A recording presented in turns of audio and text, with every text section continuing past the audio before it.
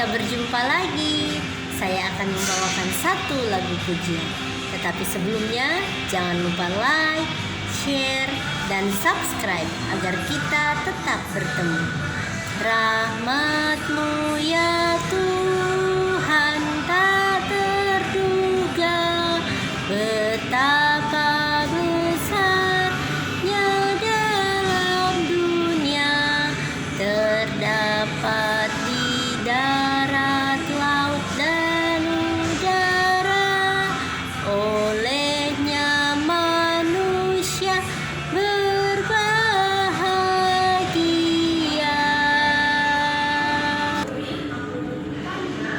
Puji Tuhan, kita dapat berjumpa kembali hari ini untuk mendengarkan cerita yang menarik dari dalam buku Alkitab. Nah, saudaraku, cerita Alkitab kita pada hari ini masih berada di dalam kitab Keluaran. Nah, saat ini cerita kita berada di kitab Keluaran pasal 17. Nah, di waktu yang lalu pertemuan kita menceritakan tentang cerita di dalam kitab Keluaran pasal 16. Nah, di dalam kitab Keluaran pasal 16 itu diceritakan tentang mana Sabat. Nah, saya berharap saudaraku sudah bisa mengetahui atau mengerti apa yang dimaksud dengan mana dan apa yang dimaksud dengan Sabat. Karena itu adalah ketetapan-ketetapan daripada Tuhan Allah yang harus dilakukan oleh bangsa Israel sebagai umat-umat Tuhan. Nah, pada saat ini kita kembali akan mendengarkan masih tentang cerita perjalanan bangsa Israel. Nah, di pasal 17 ini kita akan mendengarkan ceritanya. Nah, saya akan membacakannya. Judulnya adalah Di Masa dan Meribah. Nah, kita akan ketahui nanti apakah yang terjadi di masa dan di Meribah ini. Nah, saya mulai akan membacakannya.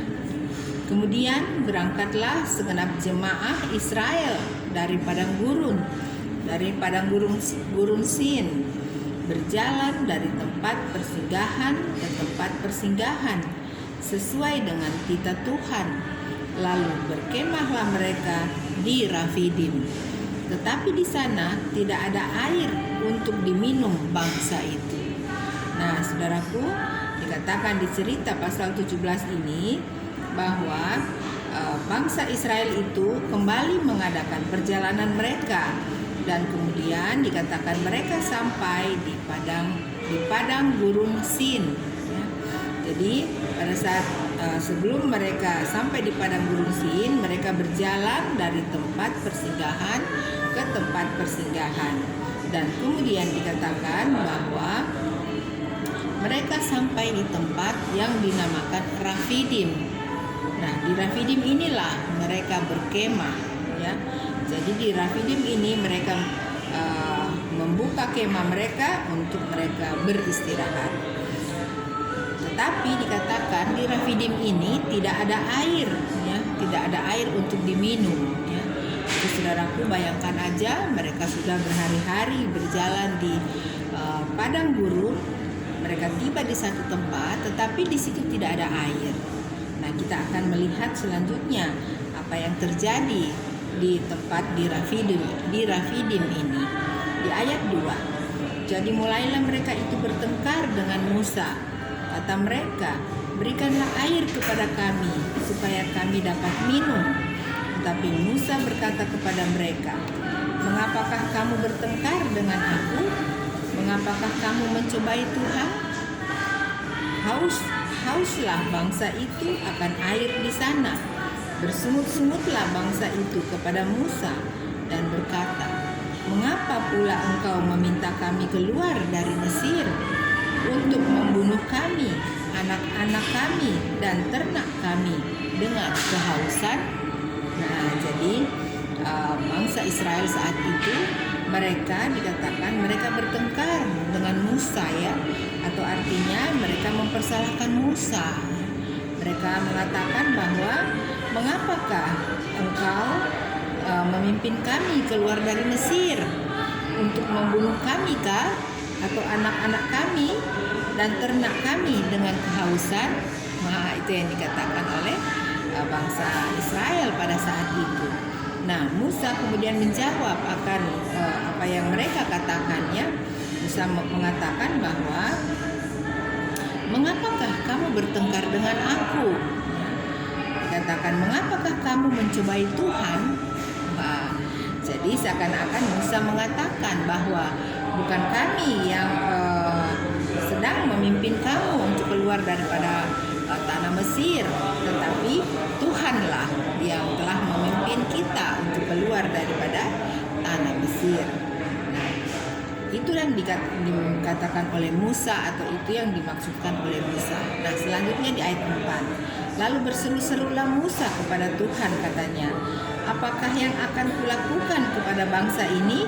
Sebentar lagi mereka akan melempari aku dengan batu. Berfirmanlah Tuhan kepada Musa, berjalanlah di depan bangsa itu, dan bawalah beserta engkau beberapa orang dari antara para tua-tua Israel. Bawalah juga di tanganmu tongkatmu yang kau pakai memukul sungai Nil, dan pergilah. Tetapi dikatakan Musa ini tentunya merasa kasihan juga ya kepada bangsa Israel pada saat itu ya, karena memang benar mereka sudah kehausan ya. Nah, oleh sebab itu Musa berseru-seru kepada Tuhan, dan Musa mengatakan, apakah yang akan kulakukan kepada bangsa ini? Sebentar lagi mereka akan melempari aku dengan batu. Luar biasa saudaraku ya. Jadi perkataan ini yang disampaikan oleh Musa kepada Tuhan. Kemudian Tuhan berfirman kepada Musa, berjalanlah engkau ke depan bangsa Israel, bawalah, dikatakan, bawalah beberapa tua-tua dari antara bangsa itu ya. Kemudian dikatakan, bawalah juga tongkatmu yang engkau pakai untuk memukul sungai Nil pada saat itu. Dan kemudian kita akan dengar selanjutnya di ayat 6. Maka aku akan berdiri di atas depanmu. Ulang. Maka aku akan berdiri di sana, di depanmu, di atas gunung batu di Horeb. Haruslah kau pukul gunung batu itu, dan dari dalamnya akan keluar air, sehingga bangsa itu dapat minum. Demikianlah diperbuat Musa di depan mata tua-tua Israel. Nah, jadi Musa mengatakan bahwa Tuhan Allah mengatakan bahwa engkau berjalan terlebih dahulu ya di depan bangsa Israel bersama beberapa tua-tua Israel, dan kemudian Tuhan Allah dikatakan akan berada di gunung Horeb ya. Jadi Musa dan beberapa tua-tua Israel itu menuju ke satu gunung yang dinamakan Gunung Horeb. Nah, Tuhan Allah mengatakan bahwa Tuhan Allah juga akan berada di atas gunung itu, dan engkau akan pukul gunung itu, dan nanti gunung itu akan mengeluarkan air. Nah, selanjutnya ayat 7 kita dengarkan.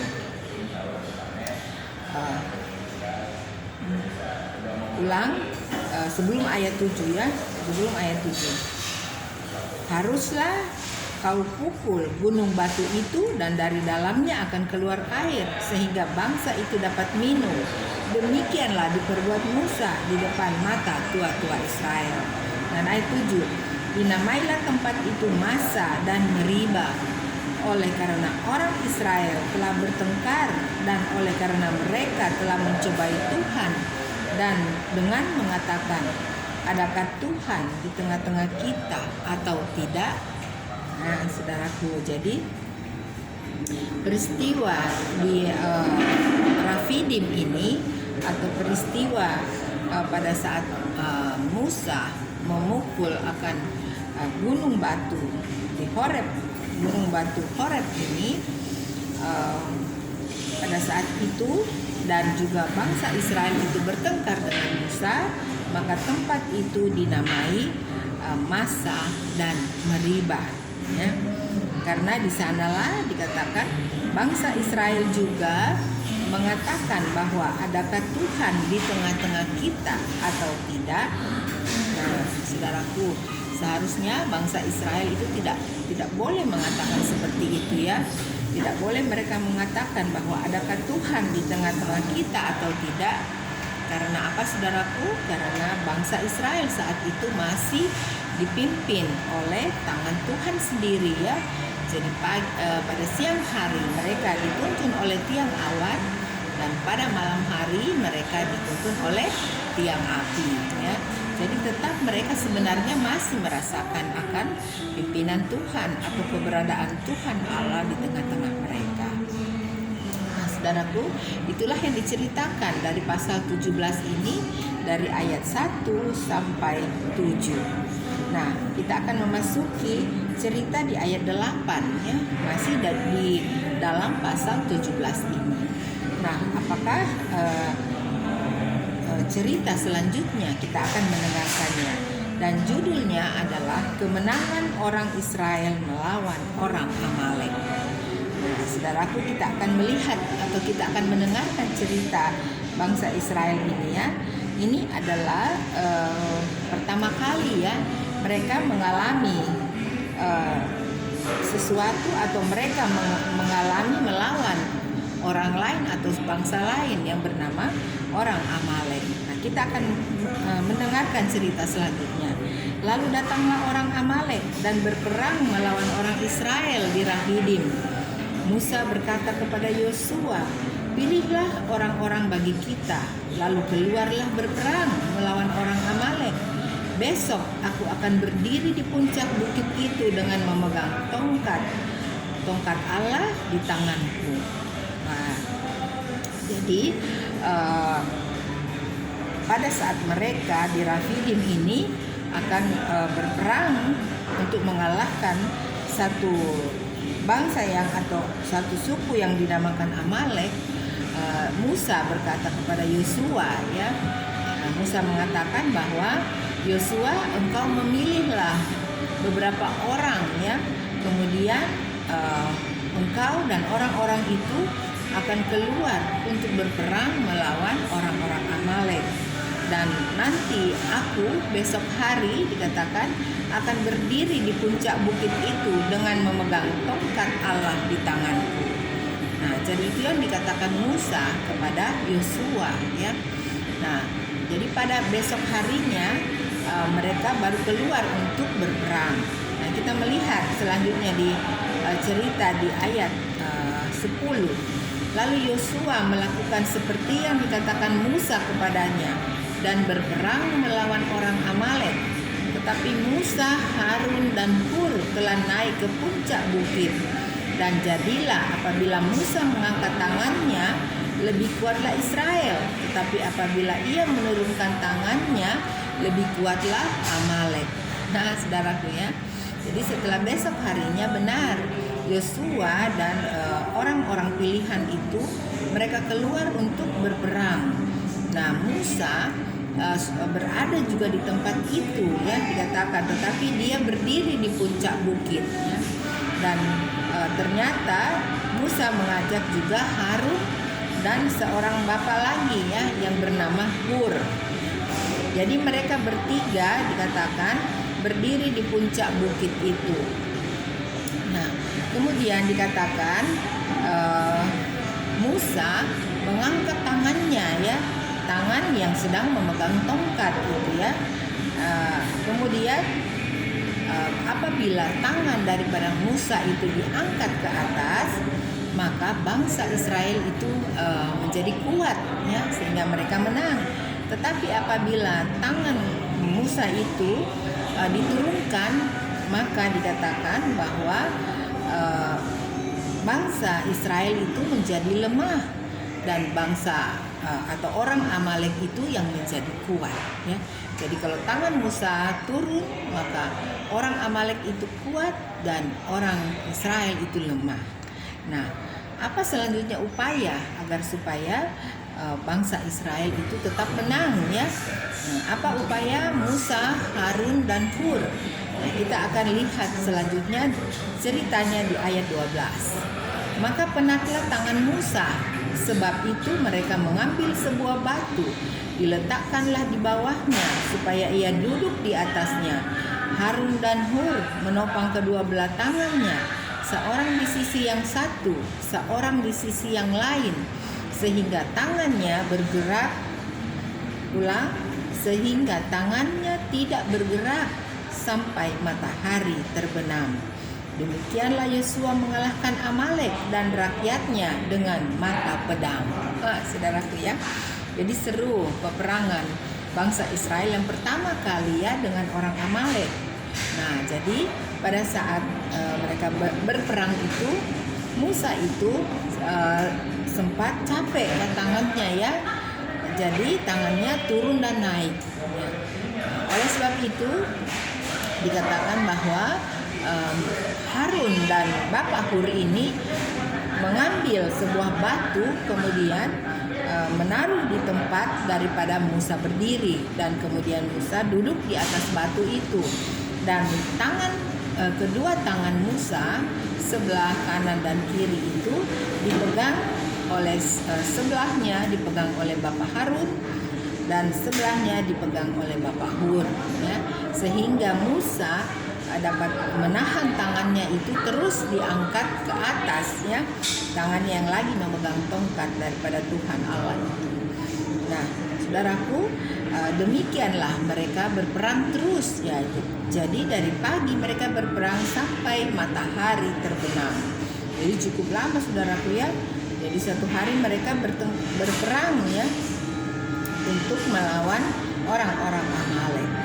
Nah, selanjutnya di ayat 14. Kemudian berfirmanlah Tuhan kepada Musa, tuliskanlah semuanya ini dalam sebuah kitab sebagai tanda peringatan, dan ingatkanlah ke telinga Yosua bahwa aku akan menghapus sama sekali ingatan kepada Amalek dari kolong langit.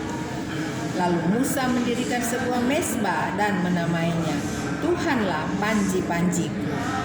Nah, pada saat mereka sudah selesai berperang, Tuhan Allah menyuruh Musa untuk menuliskan semua kejadian yang mereka alami pada saat itu ya.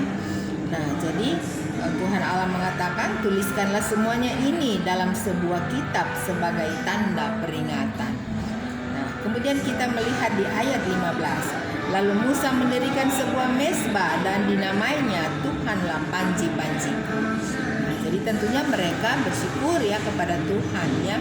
Mereka berdoa dan Musa mendirikan sebuah mezbah.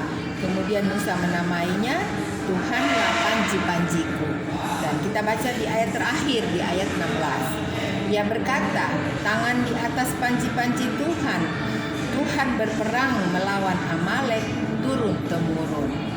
Nah, itulah selanjutnya ya yang Musa katakan bahwa tangan di atas panji-panji Tuhan. Tuhan berperang melawan Amalek turun temurun. Nah, saudaraku, inilah cerita dari pasal 17 yang saya sudah bacakan untuk supaya kita ketahui ceritanya ya. Jadi saudaraku, di pasal 17 ini menceritakan bahwa tangan Tuhan, kuasa Tuhan itu tetap ada menyertai bangsa Israel ya, atau umat-umatnya. Jadi bangsa Israel tidak pernah ditinggalkan oleh Tuhan. Umat-umat Tuhan itu tetap dilindungi oleh kuasa daripada Tuhan. Nah, saya bersyukur saudaraku, saya berbahagia karena saya mempunyai Tuhan Allah. Dan saya merasa juga saudaraku dimanapun saja berada juga merasakan hal yang sama. Kita bersyukur karena kita mempunyai Tuhan Allah yang sangat mengasihi kita. Nah, saudaraku, sampai disinilah cerita kita, sampai disinilah pertemuan kita. Nanti kita akan bertemu di lain waktu yang Tuhan kehendaki. God bless you. Bye.